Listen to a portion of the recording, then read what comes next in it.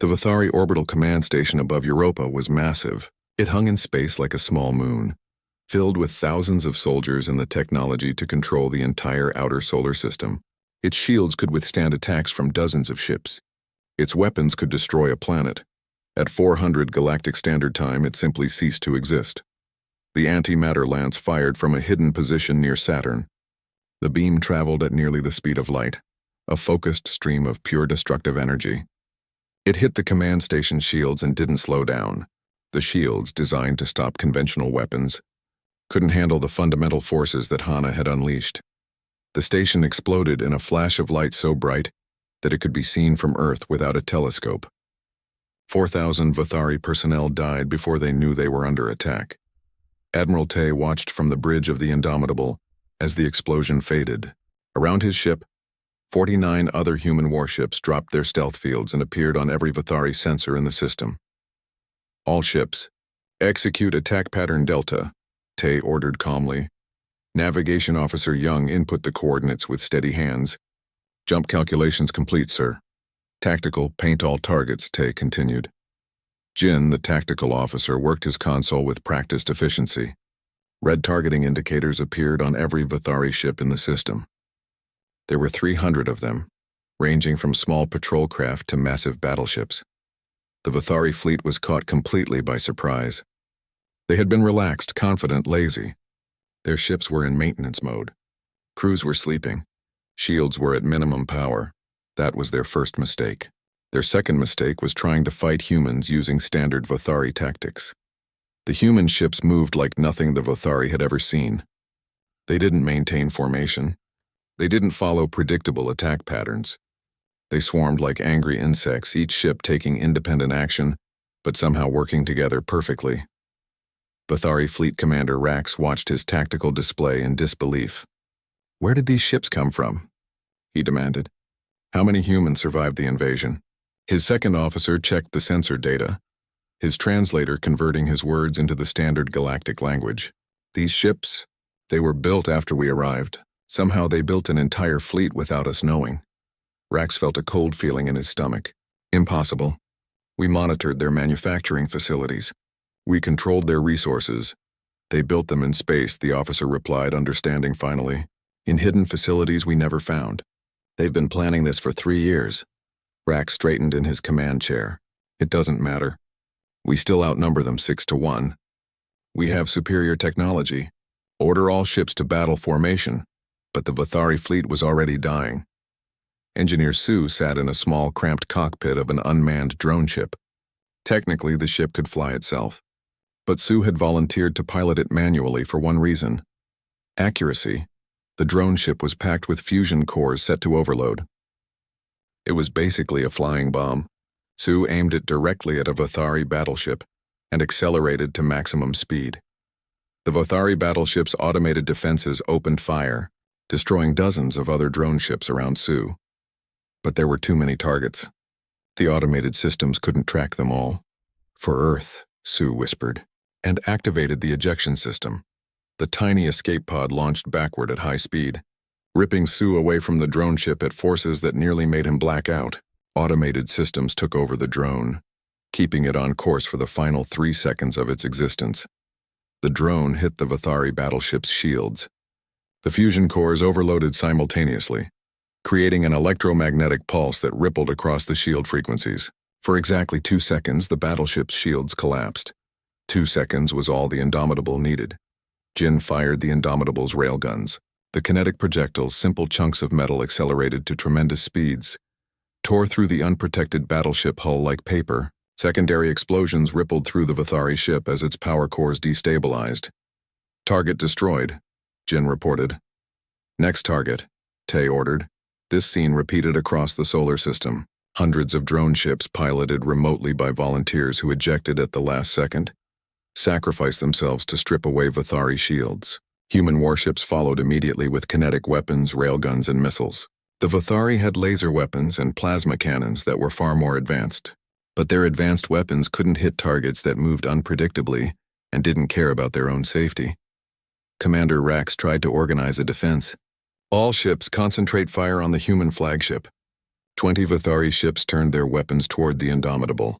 Their plasma cannons charged, ready to fire. The Indomitable simply disappeared. Short-range quantum jump drives were considered too dangerous by most galactic species. They required perfect calculations, and any error could tear a ship apart. The Vathari never used them in combat. Humans did.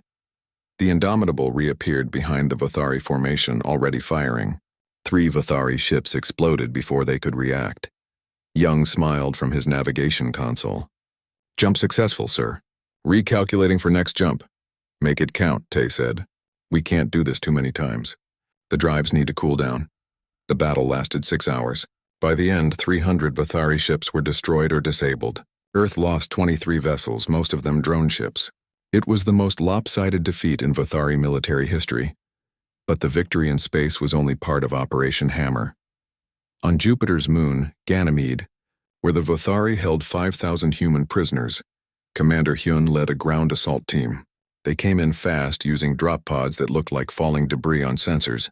The Vathari guards weren't prepared for humans who fought with desperation and fury. Hyun's team moved through the facility like a storm, freeing prisoners and destroying Vathari equipment. In one cell block, Hyun found children. Dozens of them, some as young as 5 years old, all taken from their families to work in Vathari mines. They stared at him with hollow eyes, barely believing they were being rescued. "You're going home," Hyun told them, his voice gentle despite the blood on his armor. "All of you. I promise." Similar operations happened across the outer colonies. Mars, Europa, Titan, Ganymede. Everywhere the Vathari had taken humans, Earth's forces struck simultaneously. By the time the Vathari realized the scale of the attack, it was already over. On the bridge of the Indomitable, Tay received reports from all sectors. "Sir, all primary objectives secured," Jin reported. "Vathari forces in the solar system are either destroyed or retreating." Young added, tracking 7 Vathari ships that escaped. "They're heading toward Vathari space, probably to report what happened here." Tay nodded. "Let them run. Let them tell their empire what happened when they underestimated humanity." Mina's voice came over the communication channel from Mars Station. "Commander Hyun reports all colonies secured. Prisoner rescue operations are 90% complete." "Casualties?" Tay asked. "We lost 2,300 personnel," Mina said quietly. "Mostly drone pilots and ground forces. But we freed over 50,000 prisoners." The bridge was silent for a moment. 2,000 lives lost. In a single day, Earth had lost 2,000 more people. But they had also freed 50,000 and destroyed a force 6 times their size. Tay stood from his command chair. "Send a message to all ships. Operation Hammer is complete. As of today, the solar system belongs to humanity again." Cheers erupted across the fleet communication channels. 3 years of suffering, 3 years of slavery, 3 years of waiting for help that never came. All of it ended in 6 hours of brutal, efficient warfare. But Tay knew this was just the beginning. The Vathari Empire was vast, with thousands of ships and hundreds of occupied worlds. They would come back with overwhelming force. Earth had struck without warning. They had hit hard and fast, catching the enemy by surprise. But the galaxy was about to wake up and realize that a new player had entered the game. And the Vathari Empire would not forgive this humiliation. The news spread through galactic networks faster than any ship could travel. Earth, the primitive world that everyone had written off, had destroyed a Vathari occupation force. Not just defeated, completely destroyed. The Galactic Council convened an emergency session within hours of receiving the first reports. Representatives from 200 worlds gathered in the Great Chamber on Council Prime, all talking at once. The Vathari representative, Ambassador Krill, demanded action. "This is an act of terrorism. The humans attacked without declaration of war, without warning. They destroyed thousands of Vathari personnel. The Council must condemn this action immediately." But other representatives were less sympathetic. The delegate from Helios Minor, a world that had suffered under Vathari expansion 50 years ago, stood to speak. "With respect to my Vathari colleague, his people invaded Earth's colonies 3 years ago, also without declaration, also without warning. Where was the Council then?" Krill's face darkened. "That was a territorial dispute between developing species." "This is different. How?" the Helios delegate asked. "Because this time the humans won." The council chamber erupted in argument. Some supported the Vathari, fearing that allowing such aggression would destabilize the entire galaxy. Others quietly celebrated seeing the Vathari humiliated. Many simply didn't know what to think. The council president, an ancient being from a species so old they barely remembered their own origins, called for order. We must form a committee to investigate these events.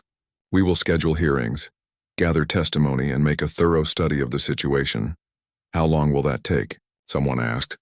12 to 18 months, the president replied calmly. In that time, the galaxy would change forever. But the council didn't know that yet. While the council debated, Earth acted. Captain Wu stood on the bridge of the TDSF Retribution, 3 star systems away from Earth. His ship was one of 12 that had left Sol immediately after Operation Hammer, heading deep into Vathari territory. Captain, we're approaching the threshold system, his navigation officer reported. Wu studied the tactical display. The threshold system was a major Vathari supply hub. Fuel, ammunition, food, everything the Vathari military needed flowed through here. Intelligence Officer Yoon had identified it months ago as a critical target. Are we detecting any patrol ships? Wu asked. Yoon checked her console. 3 patrol craft on standard routes. They haven't detected us yet. Our stealth systems are working perfectly. Wu nodded. The Vathari were good at many things, but they weren't good at expecting the unexpected. Their patrol patterns were predictable, their security procedures rigid. They followed rules written thousands of years ago. Humans had been breaking rules since they learned to walk. Yoon, can you access their communication network? Wu asked. Already in, Yoon replied with a slight smile. I cracked their encryption 2 weeks ago. I can hear everything they're saying. This was another advantage humanity had discovered. Vathari technology was advanced, but it was also old and standardized. Everyone in the Galactic Council used similar systems because they had been proven stable over millennia. But stable also meant predictable. Human cryptography specialists like Yoon had spent 3 years studying Vathari systems. Now they could intercept nearly every Vathari military communication. The Vathari still thought their networks were secure. What are they saying? Wu asked. Yoon listened to her headset. The station commander is complaining that his fuel depot is overstocked. He's requesting permission to send some supplies back to the core worlds. Permission denied. They're expecting a major fleet mobilization soon. How soon? Within the week. They're assembling 2,000 ships to crush Earth. Wu looked at his tactical officer. 2,000 ships. We have what, 200 combat-ready vessels? About that, sir, the tactical officer confirmed. Then we better make sure those 2,000 ships never get their fuel. The plan was simple but dangerous. A special operations team, led by Commander Sung, would infiltrate Threshold Station using a captured Vathari shuttle. Once inside, they would sabotage the antimatter containment systems. The resulting explosion would destroy the fuel depot and a large portion of the assembled fleet. Simple, dangerous, probably suicidal. Sung and her team of 12 volunteers knew the odds. They went anyway. The captured Vathari shuttle approached Threshold Station with forged identification codes that Yoon had created. The station's automated security system scanned the shuttle and found everything in order. Shuttle Delta 7, you are cleared for docking at Bay 12, the station's traffic controller said. Confirmed. Bay 12, Sung replied in perfect Vathari language. She had studied their speech patterns for years. The shuttle docked smoothly. Sung and her team, wearing stolen Vathari uniforms and using forged identification badges, walked calmly through the station. They looked like any other maintenance crew. Inside the station, Vathari personnel went about their daily routines. Some were eating in the cafeteria. Others were working on ships in the repair bays. No one expected danger here, deep in Vathari space, far from any war zone. Sung's team split into pairs, each heading to different sections of the fuel depot.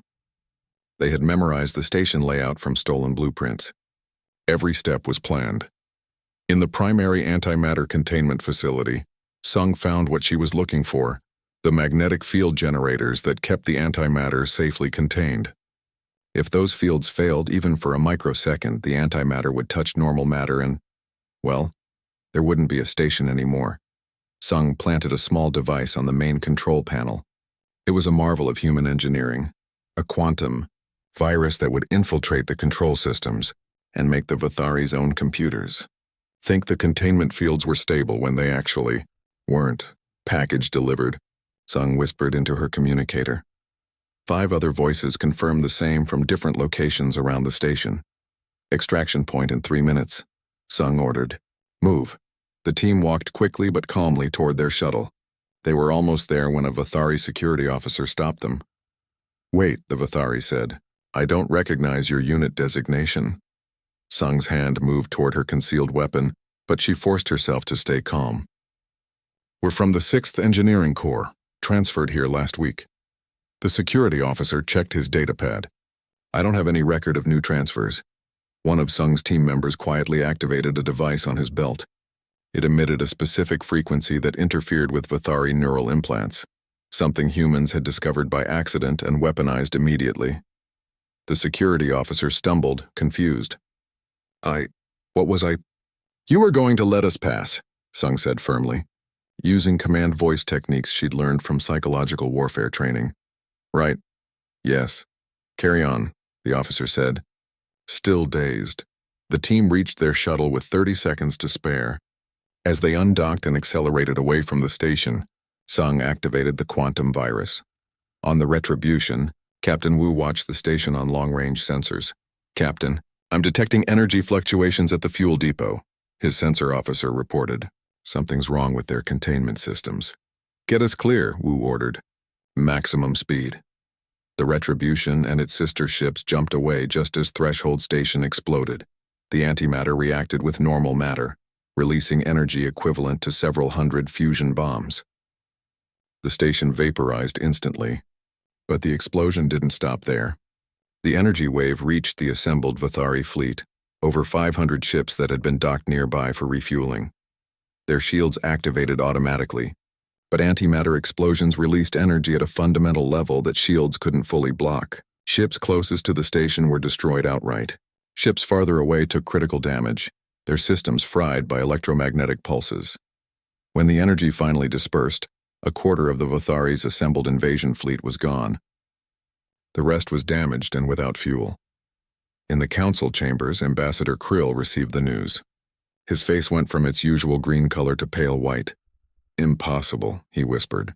Threshold Station had the best defenses in the Empire. It was supposed to be invulnerable. The Helios delegate who was sitting nearby overheard him. Perhaps the Vathari Empire should have considered that before attacking a species that fights to survive. Krill turned to glare at him. This is not over. We will crush Earth. We will make them pay for this humiliation. Perhaps, the Helios delegate said quietly, or perhaps Earth will teach the galaxy, something we all forgot, that survival doesn't wait for. Committee meetings. News of the Threshold Station destruction spread even faster than the news of Earth's initial victory. Across the galaxy, other species that had suffered under Vathari aggression began to take notice. The Vathari Empire had seemed invincible. They had conquered 40 worlds. They had never lost a major battle. They were one of the founding members of the Galactic Council, respected and feared, but Earth had hurt them, twice, in less than a week. On the TDSF Retribution, Captain Wu received a secure transmission from Fleet Marshal Quan back on Earth. Outstanding work, Captain. How's your ship? Minor damage, nothing we can't repair. Commander Sung and her team made it out safely. Good, because we're not done yet. The Vathari have 15 more supply depots and 20 major military bases. The Vathari Empire was in chaos. For the first time in 3,000 years, they were losing a war. It wasn't supposed to be possible. The Vathari had conquered dozens of worlds. They had fought and won hundreds of battles. Their military academies taught strategy that had been refined over millennia. Their technology was proven and reliable, but none of that mattered against an enemy that refused to fight fair. Earth's attacks came from everywhere and nowhere. Vathari supply convoys disappeared. Military bases lost communication. Patrol ships went silent and were never seen again. Every time the Vathari concentrated forces in one area, Earth attacked somewhere else. It was warfare without honor, without rules, without the civilized restraint that the galaxy expected. And it was devastatingly effective. In a secure facility beneath Sol, Intelligence Officer G coordinated Earth's information warfare campaign. She sat surrounded by dozens of monitors, each showing different galactic news networks and communication channels. How are the uploads going? G asked her team. A young technician named Min responded, We've seeded footage of Vothari labor camps on 2,000 different networks. It's spreading organically now. People are sharing it everywhere. G watched as the footage spread across the galaxy, video after video showing human children forced to work in mines, families separated, people dying from overwork and starvation. The Vothari had committed these atrocities openly, confident that no one would care. They were wrong. Galactic public opinion was shifting. Species that had remained neutral started asking questions. Why had the Council allowed this? Why hadn't anyone helped Earth? And most importantly, if it happened to humans, could it happen to them? She received a message from an unexpected source, a journalist from the Altair Collective, an independent news organization that most Council members considered troublemakers. We want to interview someone from Earth, the message read. Someone who can explain your side of the story. Will you help us? G smiled. Yes, we will. 3 days later, Commander Hyun appeared on the Altair News Network, broadcasting to billions of viewers across the galaxy. The Altair journalist, a being that looked like a floating collection of tentacles, asked, Commander, the Vothari say you attacked without warning, without following proper protocols for declaration of war. How do you respond? Hyun looked directly at the camera. We asked for help. For 3 years, we begged the Galactic Council to intervene. We showed them evidence of war crimes. We pleaded with anyone who would listen. Do you know what they told us? What? They told us to wait. They said they needed to study the situation. They formed committees and scheduled meetings. While they talked, my people died. The journalist's tentacles writhed in what might have been sympathy. So you took matters into your own hands? We defended ourselves, Hyun said firmly. When your children are being enslaved and the galaxy does nothing, you don't wait for permission to save them. You act. The interview went viral. It was watched by over 50 billion beings across the galaxy. Many agreed with Hyun, many didn't. But everyone was talking about it. The Galactic Council finally completed their investigation and voted to send a diplomatic envoy to Earth. They arrived expecting to find humans ready to negotiate, ready to accept Council mediation. Instead, they found Admiral Hyun in orbit above Earth, absolutely unwilling to stop. Admiral Hyun, the Council diplomat began, the Council has voted to mediate this conflict. We ask that you agree to an immediate ceasefire while we negotiate terms. Hyun's response was cold. Where was the Council when our children were enslaved? Where were you when we begged for help? The Council moves carefully, the diplomat explained. We must consider all perspectives, follow proper procedures. Your procedures killed my people, Hyun interrupted. For 3 years we followed your rules. We waited, we hoped, and you did nothing. We are offering to help now. Now? Hyun laughed bitterly. Now that the Vothari are losing? Now that it's politically convenient? We don't need your help anymore. We'll handle this ourselves. The diplomat's expression became stern. The Council could impose sanctions on Earth. We could declare you an outlaw world. Do it, Hyun challenged. But understand this, Earth protects Earth now. We don't wait for committees. We don't beg for permission. If you threaten us, you'll learn what the Vothari learned. The diplomatic mission returned to Council Prime with shocking news. Earth refused to cooperate. The Council threatened sanctions, but several member worlds quietly started sending Earth supplies and intelligence instead. They had watched Earth accomplish what the Council never would, standing up to the Vothari Empire. While the diplomats talked, Earth continued fighting. The Vothari had 15 major labor camps across the galaxy where they kept prisoners from conquered worlds. Earth released the coordinates of all 15 camps publicly, then announced they would liberate every single one within a month. Wing Commander Hai led the assault on the camp at Deneb 7. She commanded a squadron of 40 fighter craft against a defensive force of 200 Vothari ships. This is Hai to all wings, she transmitted. Remember your training. We're faster, we're smarter, and we're fighting for something they can't understand. Let's show them what that means. The Vothari defenders moved into standard defensive formation, a sphere around the camp, overlapping fields of fire, textbook perfect. Shai's squadron didn't care about the textbook.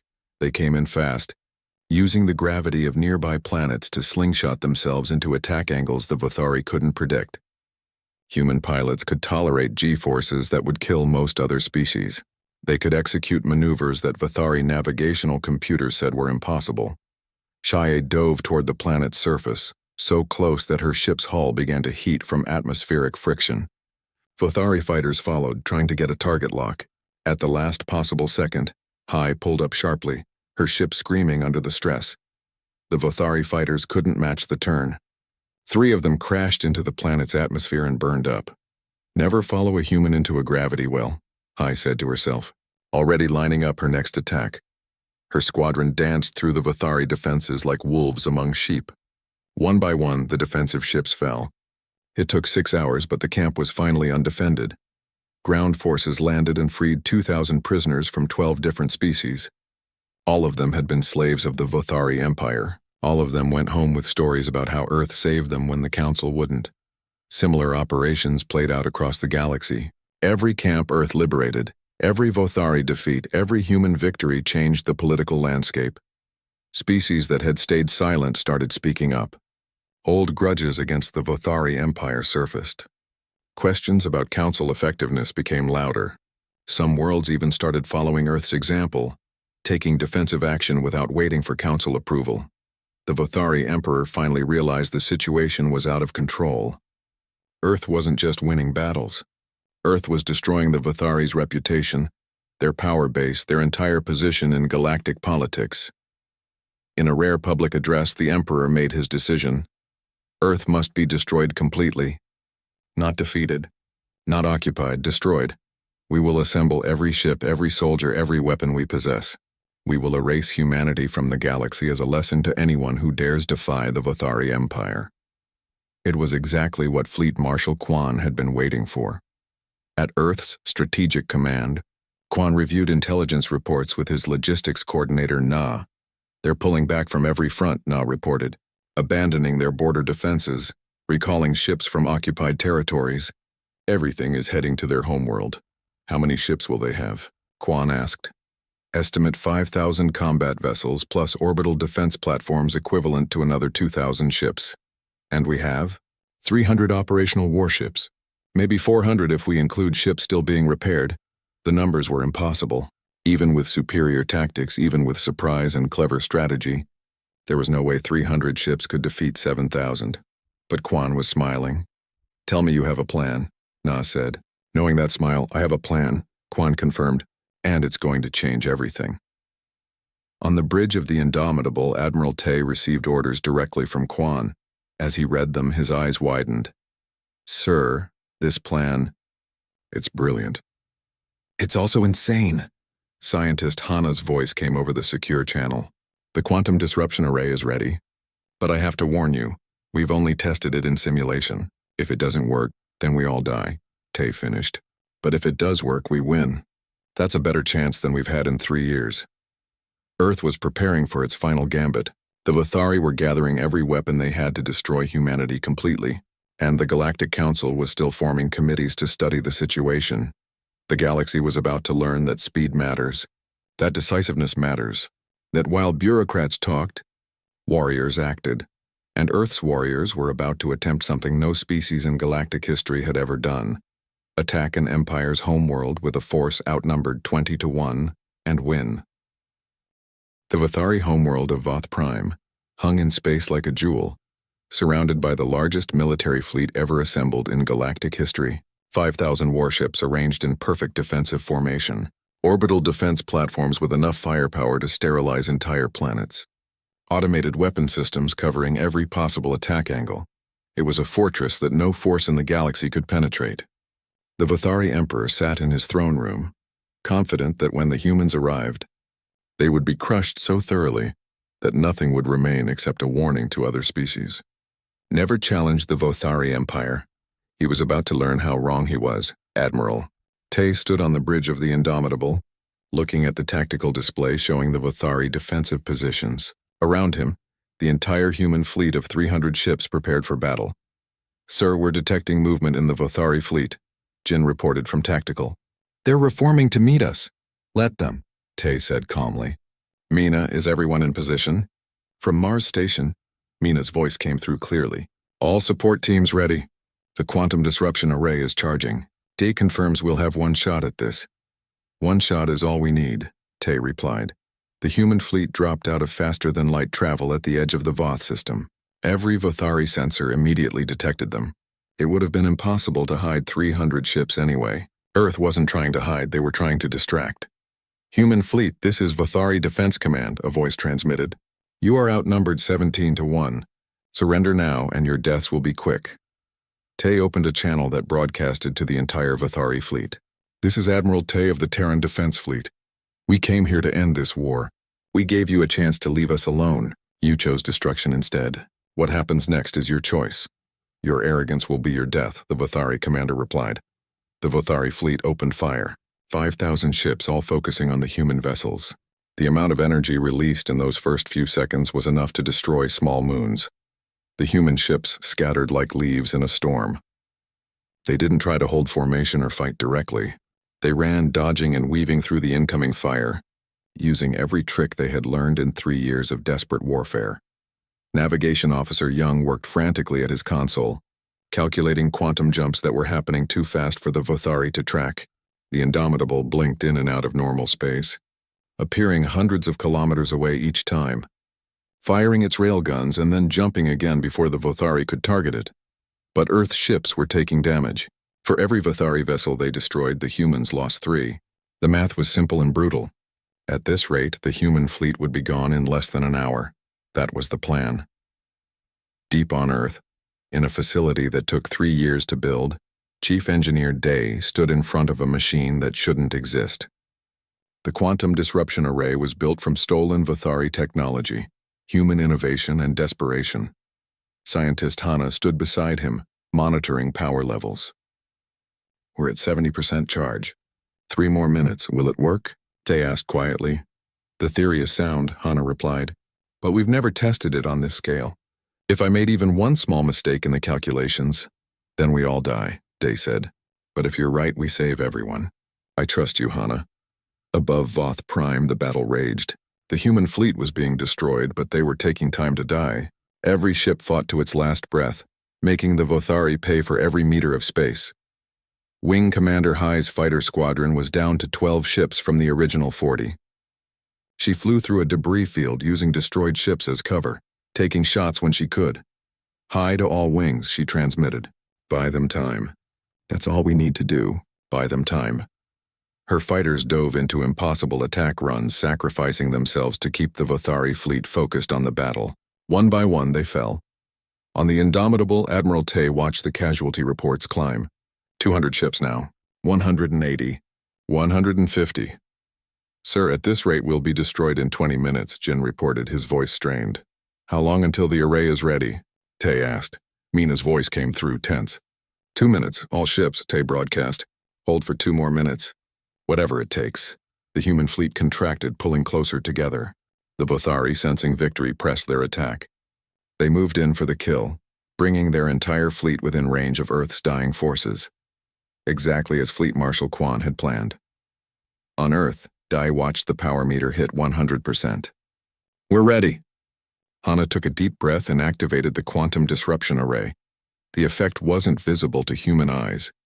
It was a quantum field that expanded at the speed of light, washing over the Voth system like an invisible wave. It didn't destroy anything. It didn't damage hulls or break shields. It simply stopped every quantum processor in range from functioning, and every Vothari ship, every Vothari weapon, every Vothari defense system was built around quantum processors. They had been using this technology for thousands of years. It was proven, reliable, and impossible to disrupt according to Vothari science. Vothari science was wrong. On every ship, on every orbital platform, on every defense installation, the lights went out. Power cores shut down. Weapons stopped firing. Life support switched to emergency backups. Ships that had been moving at combat speed suddenly lost control of their engines. 5,000 warships became 5,000 floating pieces of metal in less than a second. On the bridge of the Vothari flagship, emergency lighting kicked in as the main power failed. The fleet commander stared at his dead console in disbelief. What happened? What did they do? His tactical officer checked the backup systems. Our quantum cores are offline. All of them. Every ship in the fleet is reporting the same thing. That's impossible. Quantum disruption technology doesn't exist. Tell that to the humans, the officer replied quietly. Admiral Tay looked at his tactical display, now showing 5,000 disabled Vathari ships drifting helplessly in space. His remaining ships, barely 100 now, surrounded the enemy fleet. Jin spoke softly from tactical. Sir, they're completely helpless. We could destroy them all. Tay was silent for a long moment. He thought about 3 years of suffering, about friends who died, about children enslaved, about all the pain the Vathari had caused. Then he thought about what kind of species humanity wanted to be. Open a channel, Tay ordered. Broadcast to the entire Vathari fleet and to every network in the galaxy. The channel opened. Tay's face appeared on millions of screens across known space. This is Admiral Tay of the Terran Defense Fleet. Your ships are disabled. Your defenses are down. We have the capability to destroy every vessel in this system. We could end the Vathari Empire in the next hour. He paused, letting that sink in. We won't. Earth fights only to be free, not to conquer. We strike only to defend, not to destroy. But let this be a lesson to every species watching. Humanity protects humanity. Always. Anyone who tries to enslave us, who tries to harm us, who thinks we're weak because we prefer peace, remember this day. Remember that when you push humanity too far, we don't ask permission to defend ourselves. We act. The galaxy watched in stunned silence. Admiral Hyun's voice came through on a private channel. Tay, the Galactic Council fleet just arrived at the system edge. They're finally here. Let them come, Tay replied. Maybe now they'll learn to act faster. The Galactic Council peacekeeping fleet, 500 ships strong, entered the Voth system ready to impose a ceasefire. What they found was a human fleet that had already won, standing over a defeated enemy, showing mercy instead of vengeance. The Council President arrived personally to negotiate terms. Commander Sung represented Earth at the negotiations, now serving as humanity's first interstellar diplomat. The Council is impressed with Earth's restraint, the President said carefully. We would like to offer Earth full membership in the Galactic Council. What Earth wants, Sung replied, is to be left alone. We want our people freed from every Vathari camp. We want compensation for damages. We want the Vathari military reduced so they can never threaten anyone again. And we want a promise that the next time a species asks the Council for help, you actually help them. The President looked uncomfortable. The Council moves carefully. We must consider. You must move faster, Sung interrupted. While you were forming committees, we were fighting for survival. We learned something important. Action beats bureaucracy. Every time. The Vathari Empire surrendered within a week. Their military was dismantled. Their emperor was removed from power. Their territory was reduced to a fraction of its former size. The species they had conquered were freed. The Galactic Council, humiliated by their own ineffectiveness, underwent massive reforms. Response times were shortened. Emergency protocols were established. The galaxy learned that doing nothing was worse than doing something imperfectly. Other species that had been oppressed, that had waited for help that never came, started following Earth's example. They stopped waiting for permission. They defended themselves. Within a year, 3 minor wars of liberation had succeeded, all using tactics learned from studying Earth's campaign. 6 months after the battle at Voth Prime, the Indomitable returned to Earth. Admiral Tay walked through the streets of Seoul no longer in uniform,